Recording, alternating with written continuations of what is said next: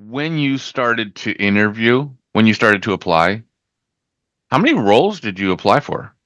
I take looking for a job very seriously. And I think you pointed this out of like, if you're looking for a job, it's your job.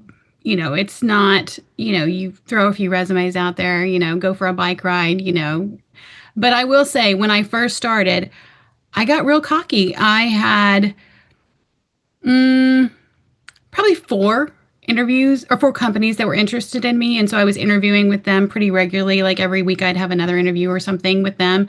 And every single one of those opportunities dried up. One I walked away from because it was just not a good fit.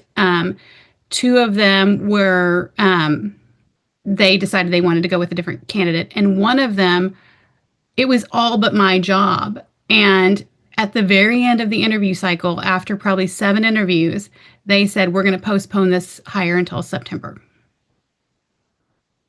Yeah, and that is part of the frustration, right? It's because that had nothing to do with you. It didn't, but I didn't get anything after that. And I hadn't continued to keep applying. And so then Yes. I just put the, gasoline on it and I wasn't getting anything. Nothing. Yeah. Nobody called me for an interview. Nobody, nothing. Just a ton of rejection letters. And that's when I said, okay, I may need some help. So imagine your statement right there, how frustrated you were 1 month in. Now you layer on not just frustration, but anxiety. And this search was so much more important than any other job search I've ever done. I have a kid going off to college.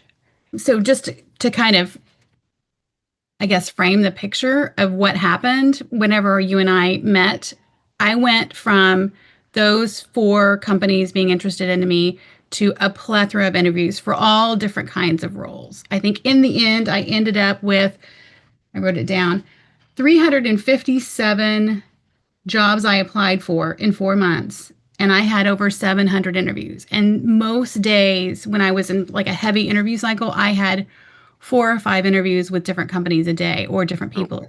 And that's